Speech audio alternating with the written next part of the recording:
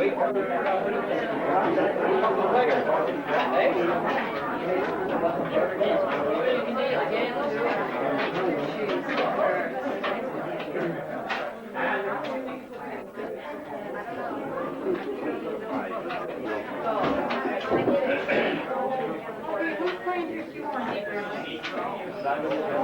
have 15 too. He's playing 51.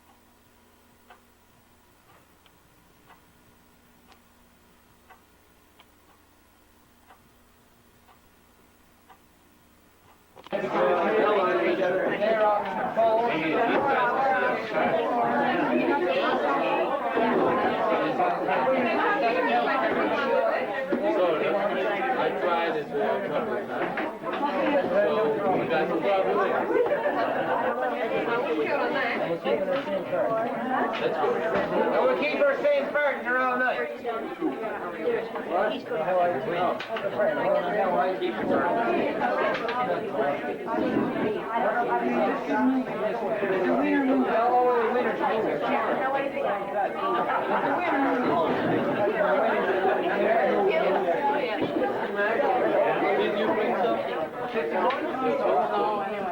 Well, we're going to try to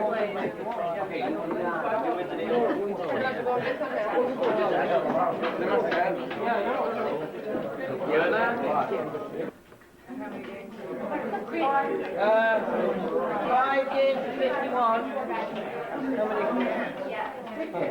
6 games to 3.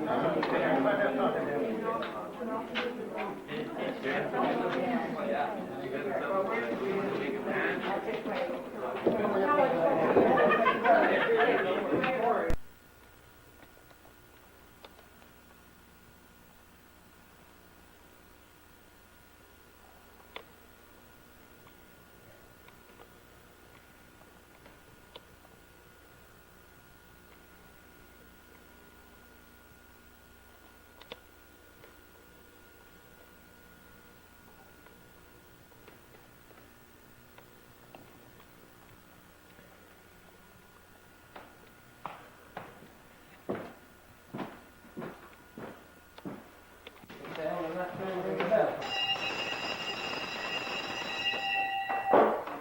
they waned us to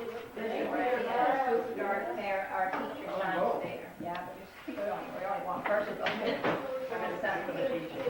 What actually what we're doing is sign your name there and then say what you are. Oh, I see, yeah. Say student and teacher. This is the school you don't remember that you're in. Oh, it wasn't the one that, no, that wasn't it. Yeah, this is the one at 20 rock. It was, yes, that's right. Yeah. Yes, this is the No. one. Unless you like to. Yes.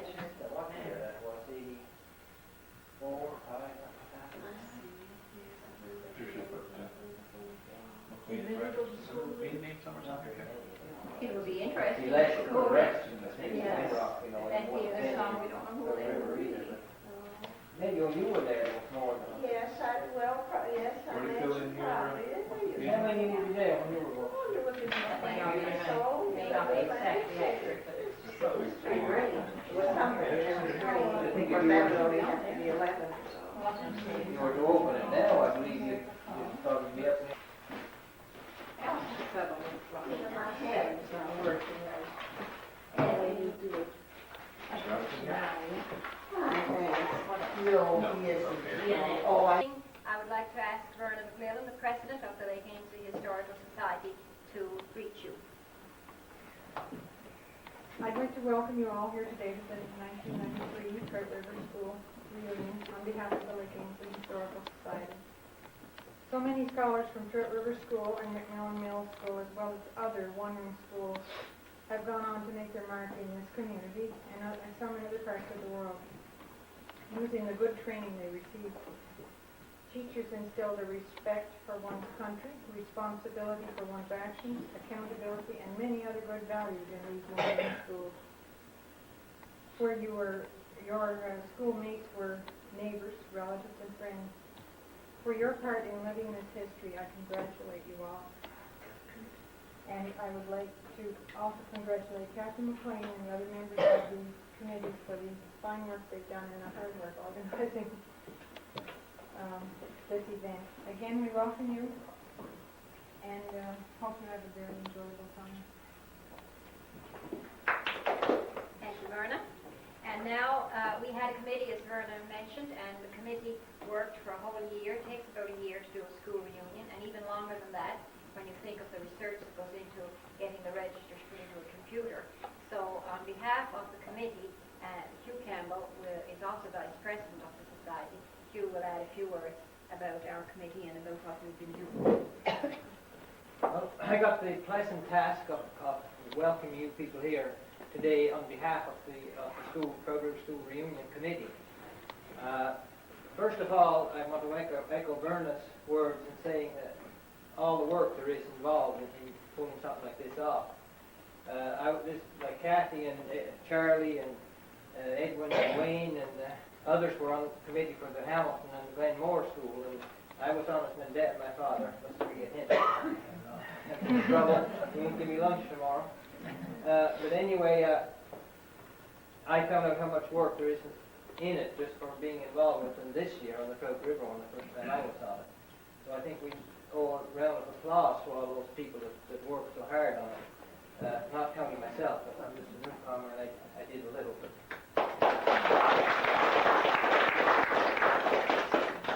Now, I imagine you all have stories in your minds of pleasant things and funny things that happen in the school over the years. I know I have a few, and I think there'll be a time where you can relate to those later on. I'll just run through one now, just maybe it'll get your minds triggered and you can start thinking about things. It was a well-kept secret, really. It involved DJ and myself. And it was the last year I was in grade 11. And DJ had completed high school the year before, so he was out and he was spreading his wings. And he had his license. And now Jack had bought a fairly new truck, a red 51 Fargo. Probably you remember dashing by.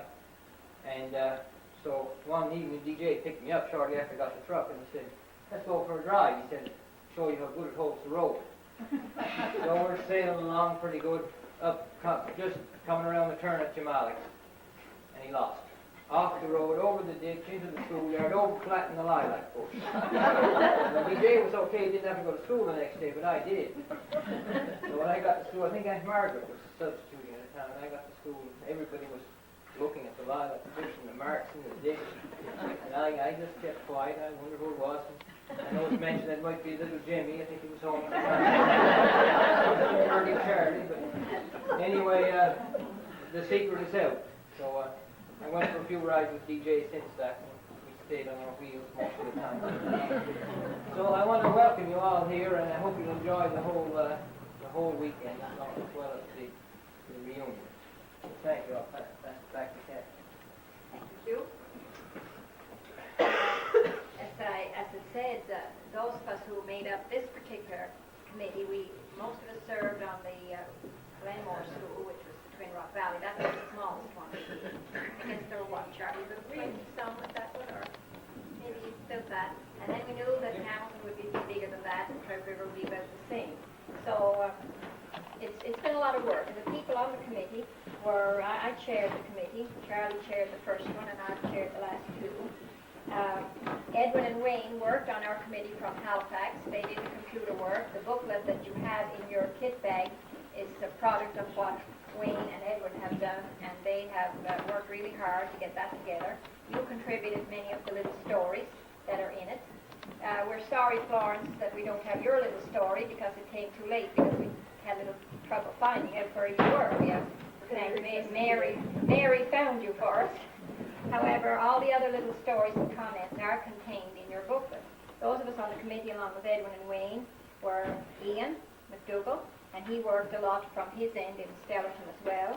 Hugh, Donnie McLean, my father, Edward, Charlie, Peter McMillan, and of course Vernon serves on all the committees as president.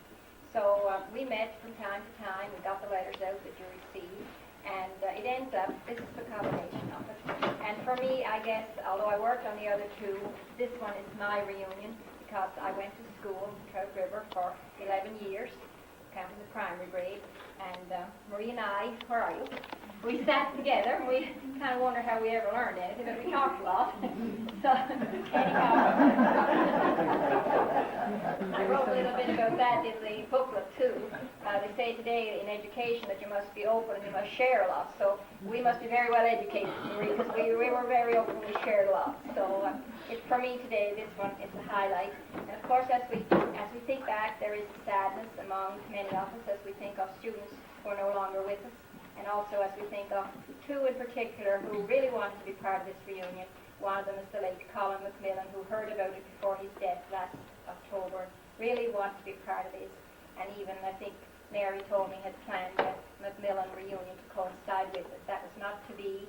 And we think about Peg Esterbrook, and some of the older folks call her Margaret Finney yet. And I heard Charles Neal mention the other day, well, it's a shame that Margaret Finney can't be here. And we think of her in her sickness, and Peter will be doing more on that when we go to the school, the site of the school where all of you attended, and then your thoughts will go back to those who are not with us. However, we carry on. And now, as we continue with the orientation, I thought it would be of interest to call the roll, which is always done in school, and this will give you an idea of who's here so far. And so I'll call the roll of those who have registered. And just say present, or maybe if you even stood up, it would give the people who may not know you a chance to see who you are. So we will start, as we used to do in school, Mary A. Campbell,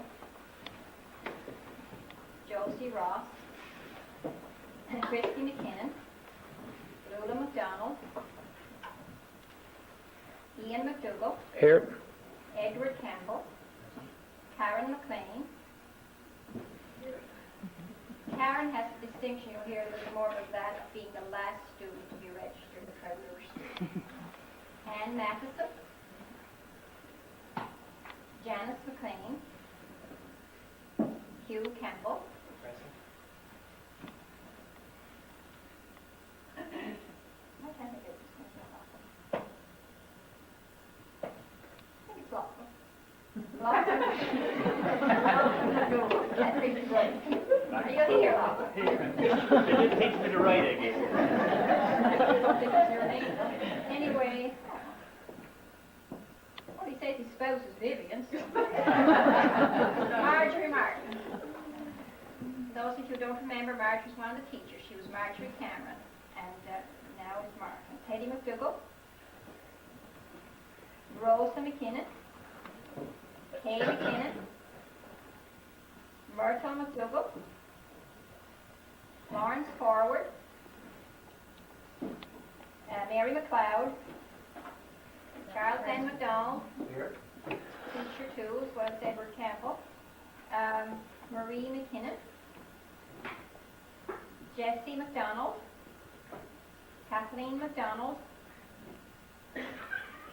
John J. McLean, Jimmy gone?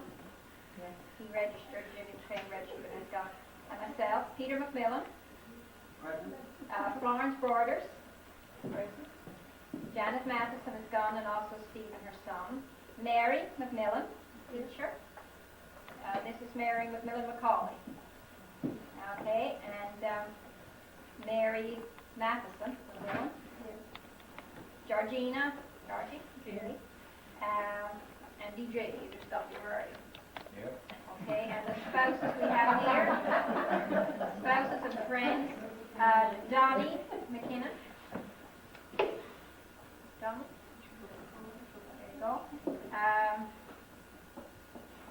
Earl, I guess, not here yet, Kathleen, is he? Okay, she registered, I was not here. And Jimmy's wife Peggy is gone too. Verna McMillan. Here. Paul Broders. Here. John C. McKay. Philip has gone home too. Frank Matheson. Here. Cool. Kathy's not here either. She's registered. Vivian. You're the fellow that came with the monocle. And Aggie. McDougal. And Alfred Forward. And I see Donnie McLean and his two daughters are here. If you both, all of you stand. Donnie McLean and his two daughters, Kimberly and April. Georgie and Peter DeVries. And Danny McIntyre from Port Hawkesbury. So these people didn't get on the register, but they're here. It came a little bit after a while. So these are, this is the gathering.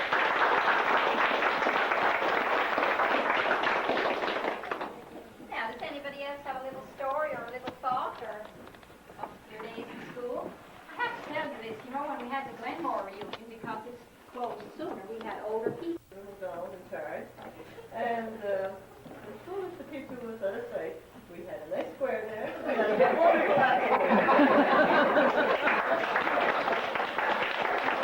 Just a short time ago, I was talking to one of the graduates this year, and I have to say, you know, I retired in 1975. And he said, I was born in 1975. So,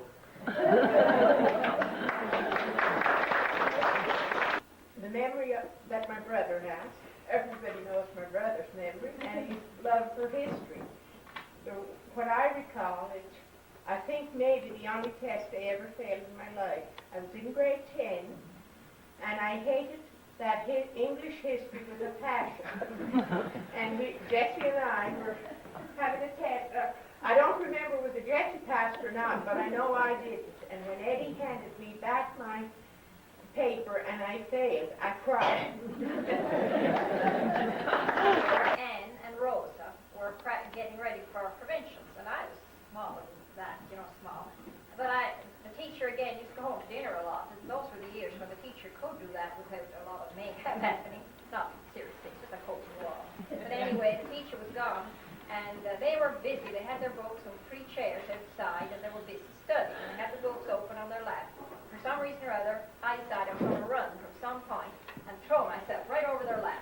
Don't even if you remember it. I kept on doing it, and finally Rosa spanked me. So DJ and I used to get the job of, I don't know what grade we're in, 4 or 5 or something, to go for the water in Norman's Brook. So we'd go and we'd be away a long time one time. And this year there was a big anthill there. We used to tear it apart every day before we get the water, and put the ants to fill it up. We did that for a few days, and then one day we were there quite a while, and DJ got taken short. So we went in the bushes there for a few minutes. Came out, he said, I got a problem. He had this bib overhaul, so we had a lot more than this. Of course, the braces were in the wrong place.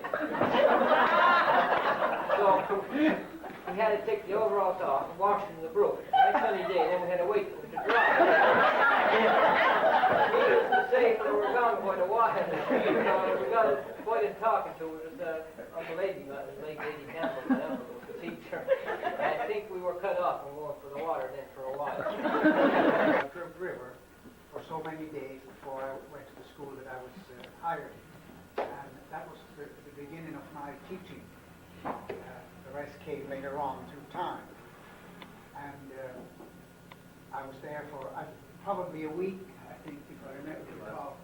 And the second day or the third day after I was there, the second day, I guess, Edward had some business, so he left the school and he left me in charge of the whole group. And I got along fine, but I couldn't do anything with DJ. He absolutely wouldn't believe that I was in charge. Any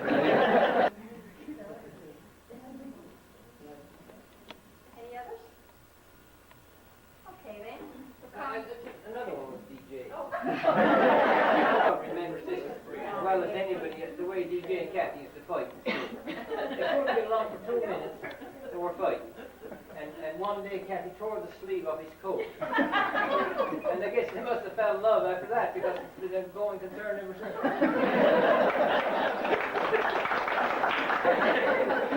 My biggest concern was that he was going to tell Loretta how the street got all his coat. So that we'd pick a representative who went to the Macmillan Mills School. Howard McLean gave me a little short history one time about 3 schools. He said there might have been more. There might have been a log cabin that was a school that Howard didn't know about. But anyhow, he knew about 3. One was on the property of Alan Jack McLean, where I live now. And then another one was at Macmillan Mills. And then finally, the one that you're going to visit later this afternoon, that is the Trout River School.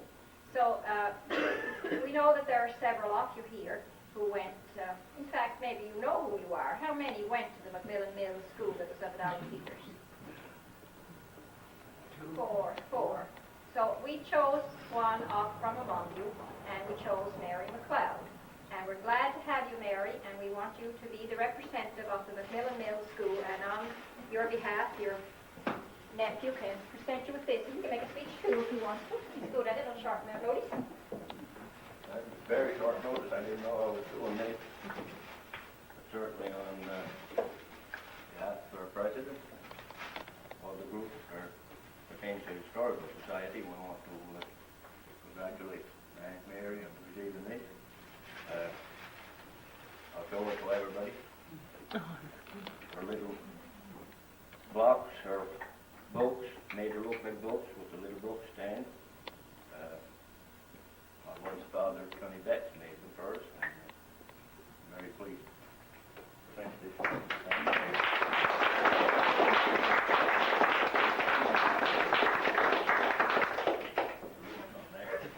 You can make it see.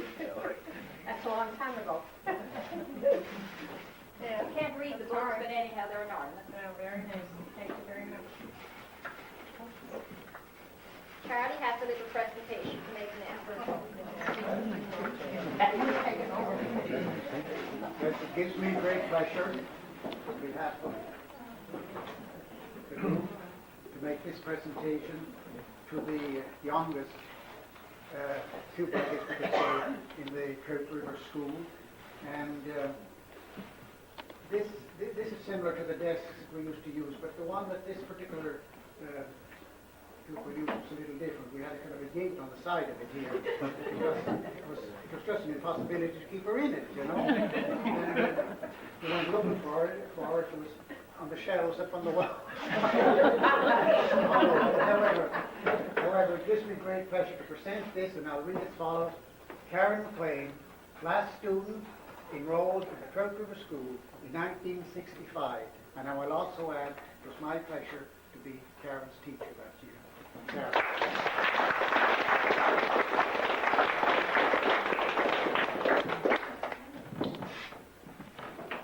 Don't be it. And I have to tell you, the first 2 we gave out last year was Maura and Linda at the Hamilton School. We bought it, the first one at a craft show, and Charlie made all the other ones for us. And Charlie made your chair, Catherine. Now I'm going to call Ian. Ian, you don't know about this either, but I want you to come forward and make these presentations.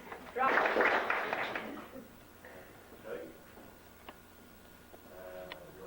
Oh, yes, here's another good one. Mary McCall. I never had the opportunity to go into your school. I guess I was too old at the time. On your pancakes tomorrow, George and Peter. And I have to tell you that the maple syrup is this, and it's donated by Patty Spicer, and she always gives us something for our festival. Madam Chairperson, first time I had a chance to address you. President, other teachers and pupils. If I was going to say all I know about Danny McIntyre, it would be almost all the afternoon, but I'll just say a few words. He has been associated with education in Inverness County for about 25 years. And during that time, there were many changes to place in the system. I remember when I started going to school, there were about 7 schools in the district of East Lake Ainsley. It seems the idea then was to bring the school to the pupil. But since that time, it has changed so that now the pupils are brought to the school, to the building. Daniel was very active in setting setting up the new system. He worked for around 25 years, I think, as supervisor of the maintenance of the school. He was in fact putting into effect what others planned. And I think that he did it very well, and I'm sure he'll be able to tell you about it and reminisce a little with Trout. Thank you. Danny.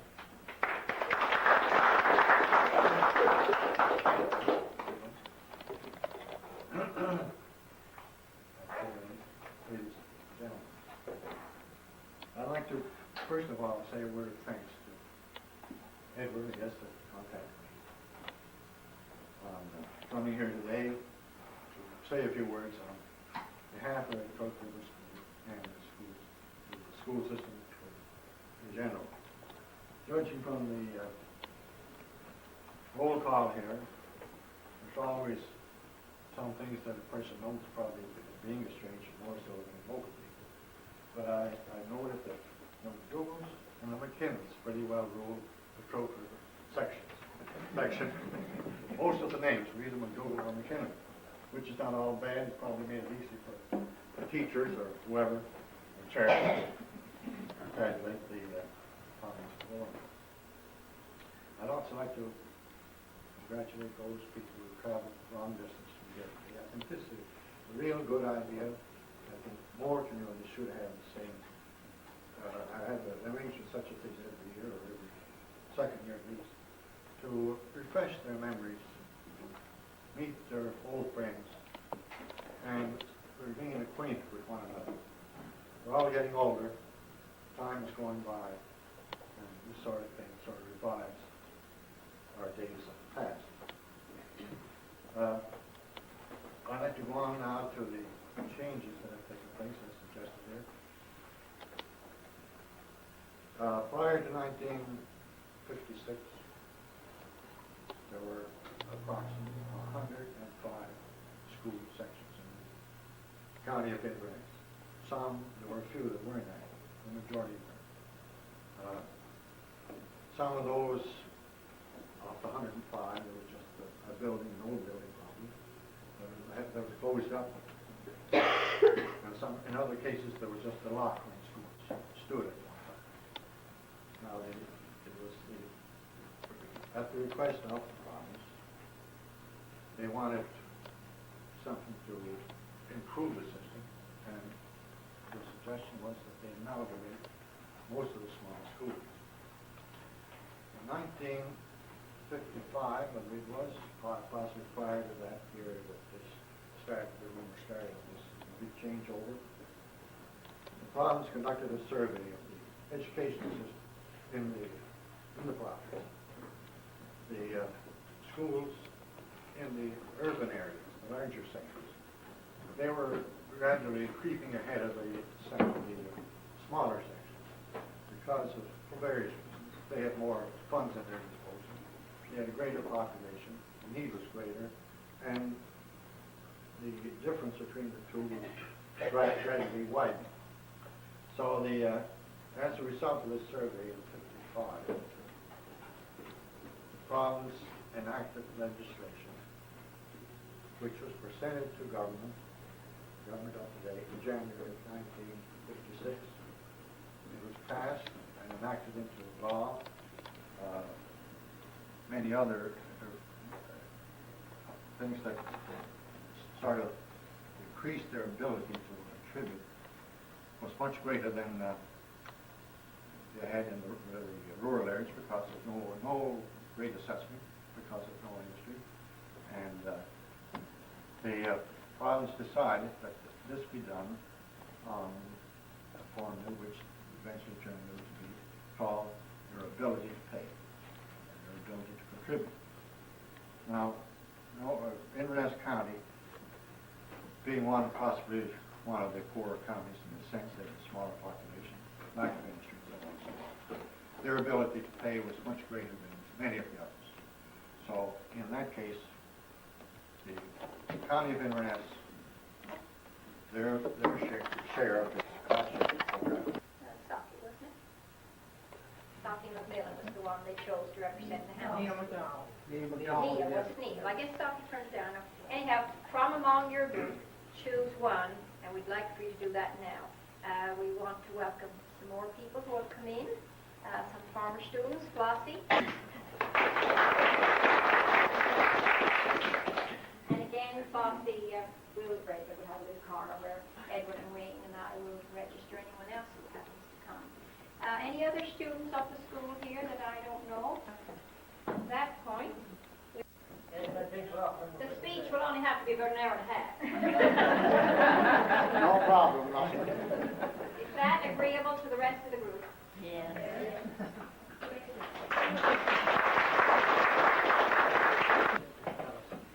Teachers, students.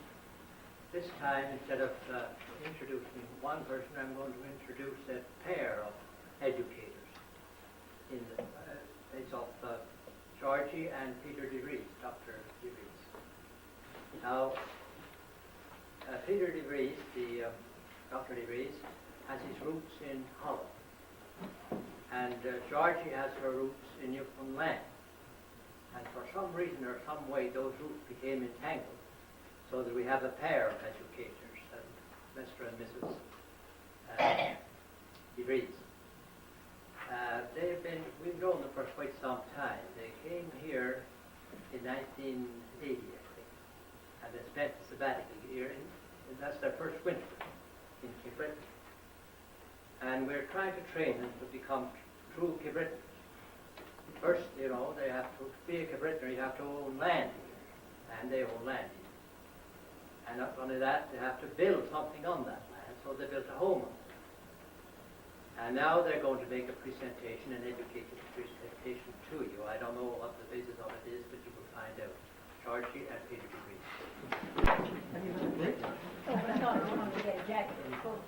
Before you start, Georgie Peter, some people find you chilly. If anyone feels they want to get a sweater or anything, you want to? I have no other fire here. And former teachers and scholars of Trout River School. It's very much a privilege to have been invited to speak to you. Of course, there will be a small test tomorrow. It seems to be appropriate given the circumstances. Edward, thank you very much for your kind words. It's a privilege to be here and speaking to you. It's also, of course, a privilege to be back in East Lake Ainsley. Several times today people said to me, "Oh, you're home, you're back home for the summer." And when somebody says that, it rings a particularly pleasant bell, because indeed we consider this our home after 13 years of spending time here and visiting.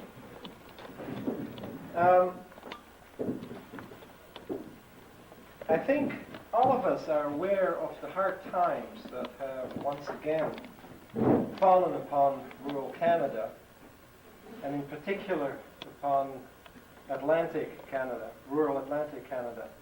Settlements dating back to the last century or beyond are facing destruction of their local economic base. On top of that, rural areas are under assault by cost-saving measures that include post office closures and centralization of services that people have come to depend on. We just heard a little bit about that earlier, by an earlier presentation, and some of the effects of the over-centralization and over-amalgamation.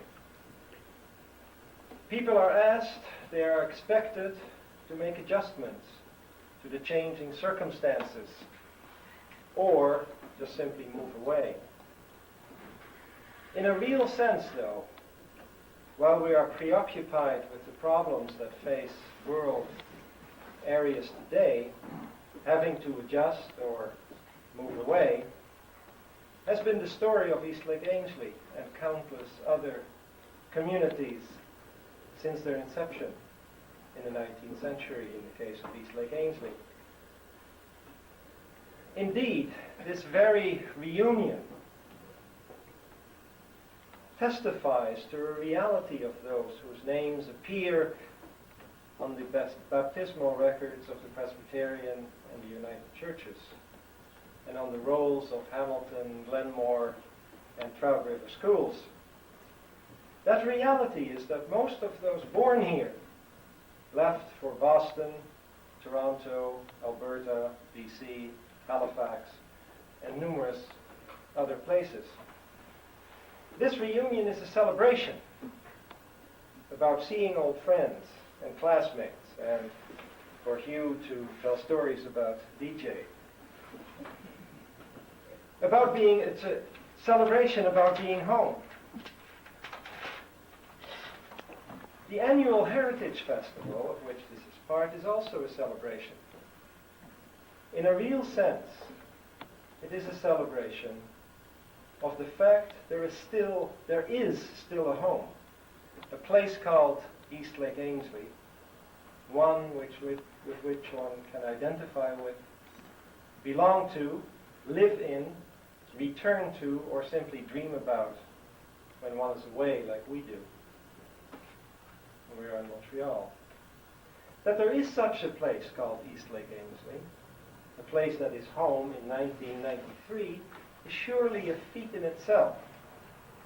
It is the accomplishment of those who chose to stay and make a living here. It is they who maintained the community.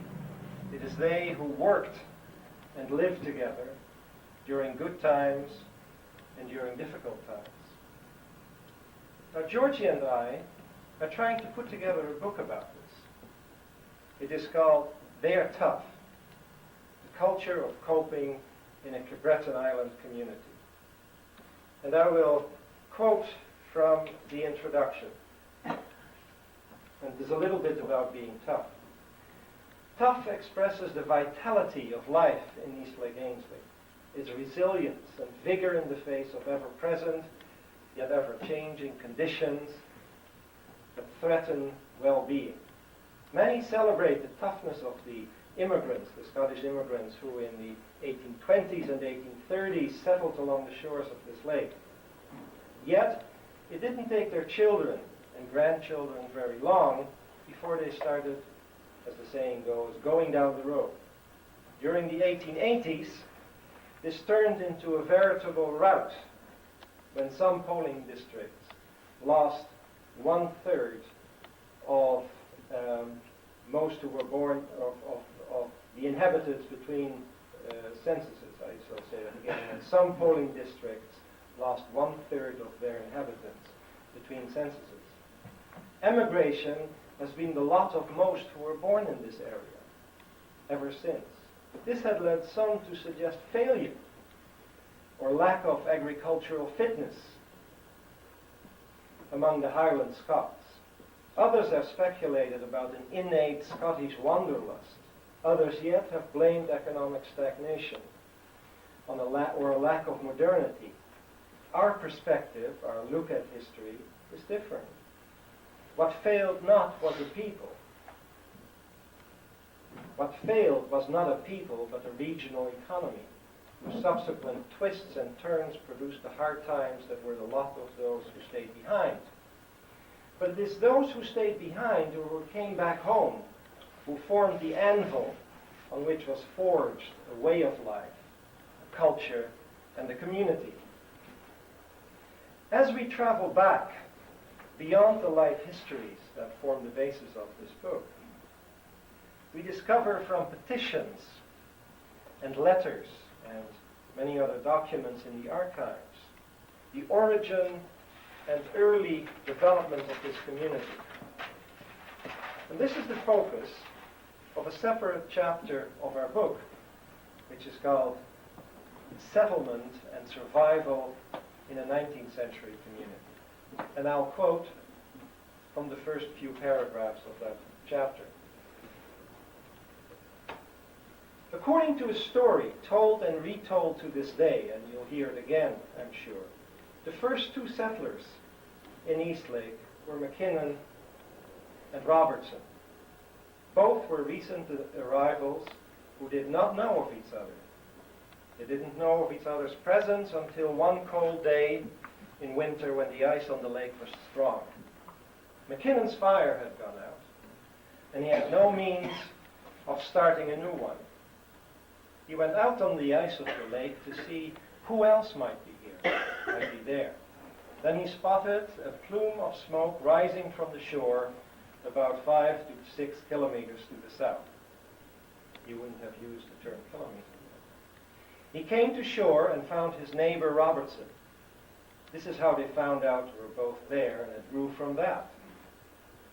The story is no doubt apocryphal, but it does serve as a myth of origin, and as such, its value lies not in historical truth, but in its symbolism, that is, to us. McKinnon found out very quickly that he could not get along without his neighbor.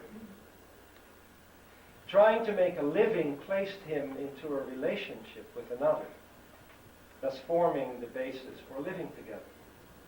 The story of McKinnon and Robertson is retold again and again during the annual Heritage Festival in Eastlake, as seems proper, for in microcosm it is the process whereby community in Eastlake Ainsley came about following settlement in the 1820s. If the relations of community are forged by interdependence, they are threatened by independence. This appears to be the moral of another myth, another story, one that coincidentally also involves the Robertsons. The Robertsons were in Eastlake long enough to build a dwelling, clear land, and become established. Then they suddenly left. Some would say under mysterious circumstances. According to the story, when the French left Louisbourg and moved away, some of them came up the Bras-d'Or Lakes and then to Eastlake Ainsley, or Lake Marguerite at that time, and on to Shellycamp, where they are now. It was said that they left buried treasure hiding in different places. Robertson, so the story goes, found one of the treasures on his property, then left and settled in Ontario. The stories provide a basis for our discussion of the history of Eastlake. It is a description of becoming, of forging the community that emerges in the life histories of our informants. History provides a background for those life histories, a background that takes shape as one examines the petitions for land and for assistance, the early maps, the deeds, the merchants' records, in sum the many shreds and patches, bits and pieces that together form, however incomplete, a record of the past. Now Georgie will discuss some of the archival evidence that we have been looking at, and which will form the basis of the rest of this chapter. I'm just going to deal with 6 petitions which demonstrate the kind of organizational skill and cooperation that was also present from the 1830s to the 1880s in this area. The first will deal with an intercommunity cooperation for the good of all the people. The second with action for the development of the community of Lake Ainsley. The third, action dealing with the caring of those in need in the lake area as well as outside. The fourth, a support for an individual who has served the community well, but not has seen by the members of the community not to have gotten adequate recompense. And then the fifth one is the preservation of Lake Ainsley. And because of time limitations, it will be very brief, but if anyone wants to look at the petitions or discuss them afterwards, we'll be around all weekend. The first one deals with a petition for a road.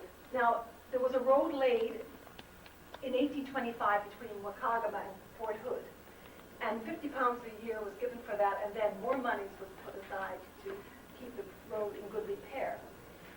The petition comes from people in Roseburn, Sky Glen, Wakagama, and East Lake Ainsley, who say that the yearly, since the sums were granted for the improvement of the road, this was fine, but that no sums whatever was laid out where it was requisite. In the part between the back settlement of Mabu and Wakagama, a distance of 12 miles has been totally neglected and is now completely filled up with windfalls, overgrown with underwood and brush. Whereas the money has in the past year been laid out in and about the Fort Hood roads, which are comparatively in a state of repair. Now, then they say, these petitioners, that there are no persons residing on that road above mentioned, from whom statute labor could be expected, by which means your petitioners are denied having a road to Fort Hood, although they belong to that township and have to attend court. So people had no way of getting to the road that was opened, and because the area was uninhabited, it meant that there weren't any people around who were expected to put in hours on the road to clear it, or no monies were laid aside. So this petition was to the House of Assembly in the province of Nova Scotia in the year 1833. That's the earliest petition we have. The second, dealing with the development within the Lake Ainslie area, is from Angus Macmillan in Lake Ainslie, and it was sent February the 5th, 1838. And he says that he wants to, well, in fact, he has gone ahead and built a flour and meal mill. And he says, your petitioners, by the advice and commendation of their neighbors, commenced erecting this mill 3 years ago in a convenient and suitable site on one of the petitioner's lots. They said that the mill contained 2 pairs of stones suitable for flour and meal and was satisfactorily finished by an experienced tradesman the year before and is now in operation. Connected with the mill, they have erected a drying kiln which dries 40 bushels of oats at a time. Then they state, your petitioners beg leave respectively to state that their means were in no wise adequate to defray the expenses of erecting the said mill, that consequently they have not only expended the most of the little means they possessed, but involved themselves in considerable debt, and that one of the chief encouragements which they had to begin and finish the mill was their anticipation and confidence of receiving aid from your honorable house, as been customary heretofore. So they asked for money to defray expenses. Then, supporting their petition were Hugh Campbell, who was Justice of the Peace, Angus Campbell, Malcolm Macmillan, and Alexander Farquharson, who say that what the subscribers ask is true and reasonable, and the mill and kiln are in operation. The petitioners are sober and upright men, respected by their neighbors, and worthy of the share in the provincial bounty for mills. The third law, and we have many in this topic, dealt with the potato famine, which hit Cape Breton from 1845 to 1849. The potato blight, which first appeared in August 1845. And with the proper weather conditions, humid breezes, it said that the blight could spread from the gut of Canso along the coast to the interior, and the whole field spores could be dispersed within a minute under the right conditions. The first sign were dark brown black stains on leaves of plants, and if unchecked, the potatoes turned mushy brown, and the side effect was a terrible stench. And not all areas in the Cape Breton area suffered equally, even with the same conditions. So there were different feelings of why this happened. One farmer said the richer the ground, the worse the results would be. Some said that it didn't matter what the conditions were, everybody had the same effects. And others suggested it was divine intervention because there was such a high concentration on growing potatoes only. There was actually an article in the Presbyterian Witness in 1851 which said that the potato disease was a punishment from the Almighty for too heavy a reliance on the single crop.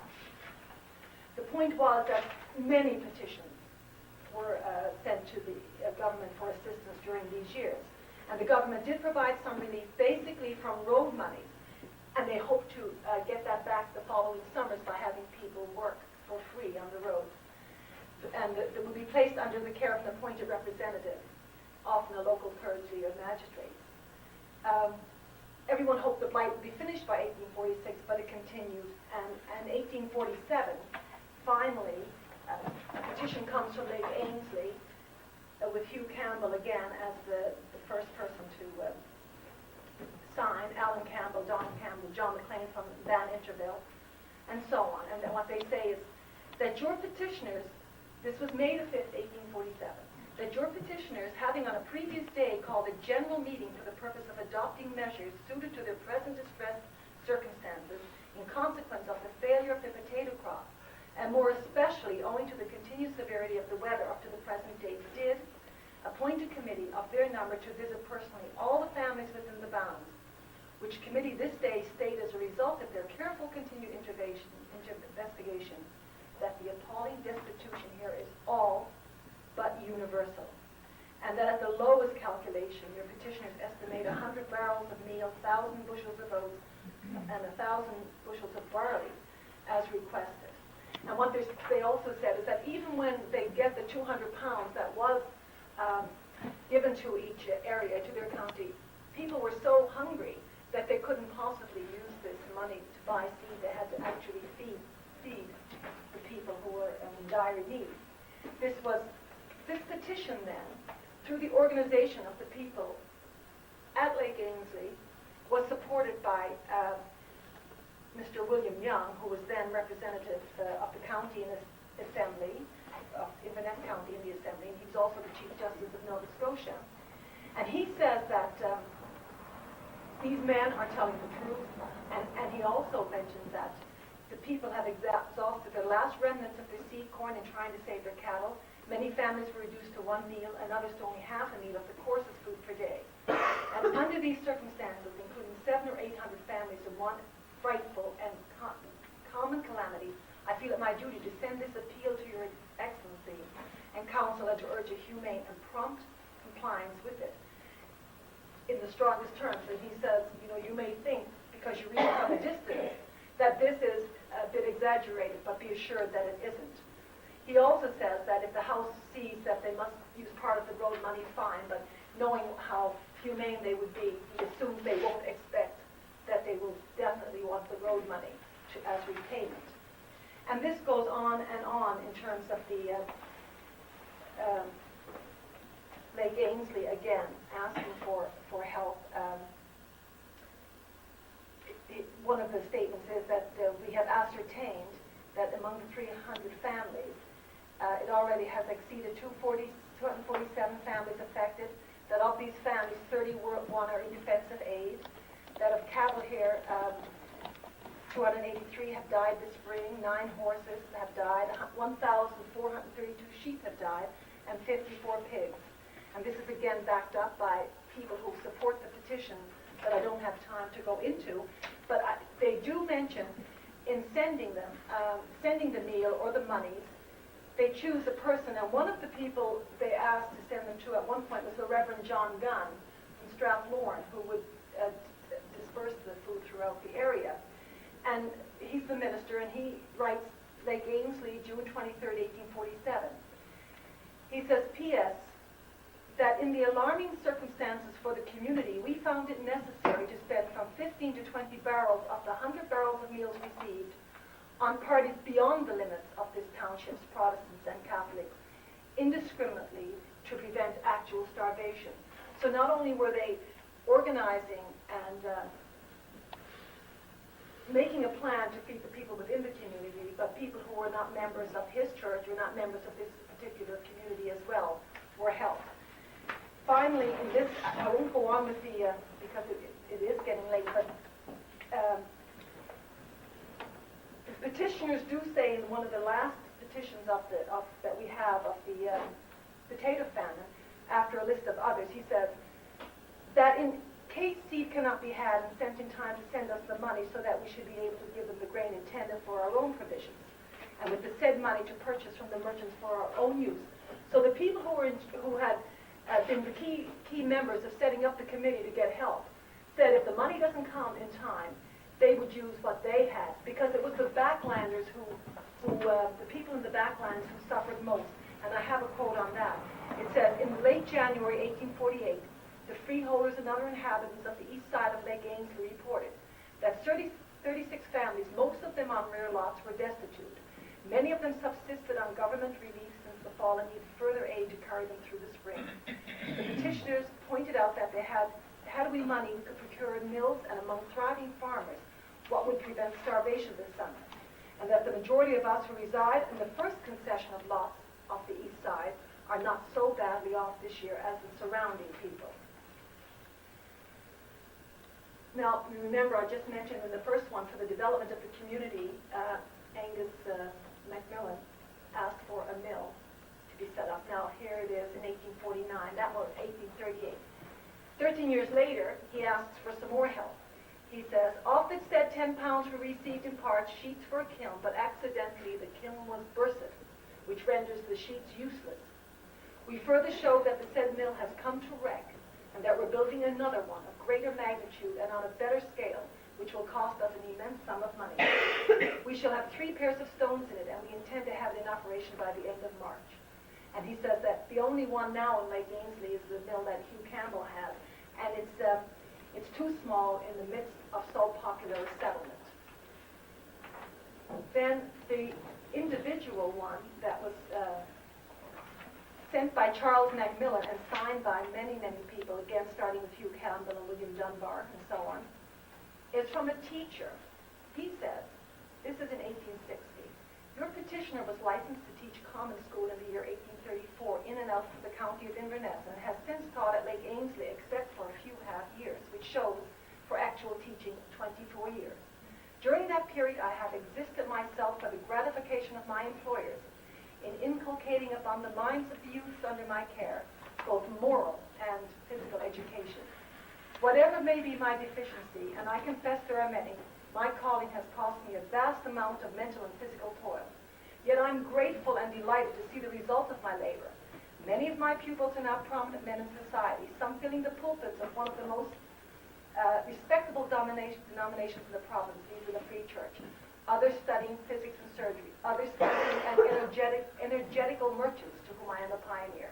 And so he goes on saying how much he's put in, how little he's gotten back, and asks if they would give him a free grant of the land which I occupy and possess on the eastern side of the outlet Lake Ainsley, containing something over 100 acres.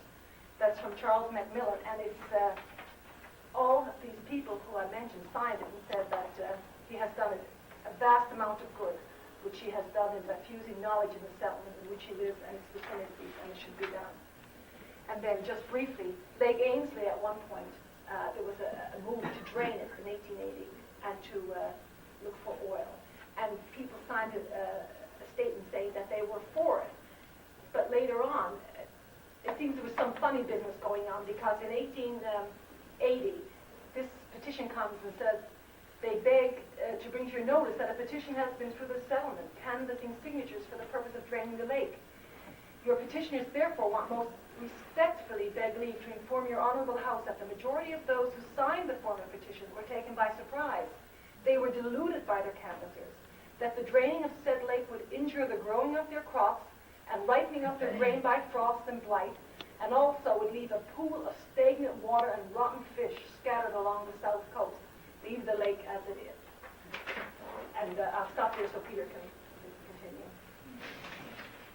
continue. In conclusion, I think it is clear that from what we hear from those who lived here, but also from the historical evidence, that community, building community and maintaining community is hard work. History, life history, and the present demonstrate continuity.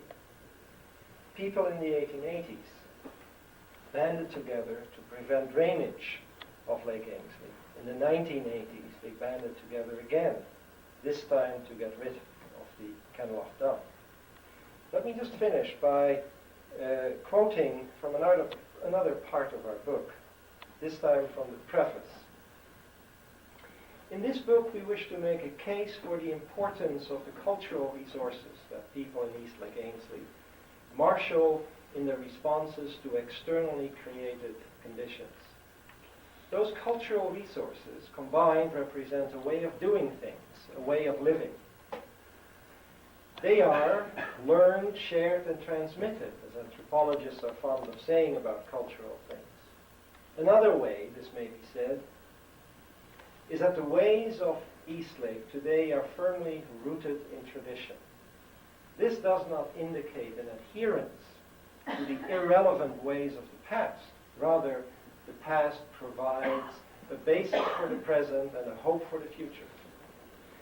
The remembering days of the men and women whose stories are the basis for the study form the crucible in which the present is shaped and a window through which the future is anticipated.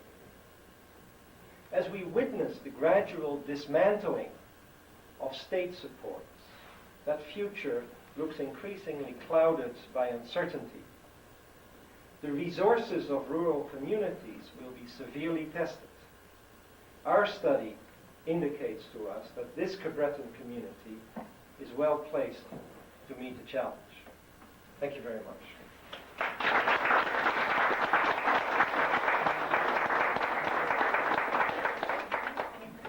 Thank you, Georgie and Peter. I'm sure on behalf of all of you, I extend our thanks for the work that you have done in gathering these bits and pieces of our history and our heritage together.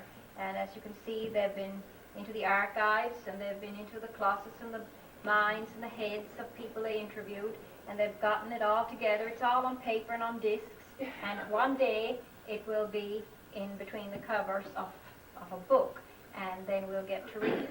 So as we hear the story of our heritage, we have a lot of that to thank.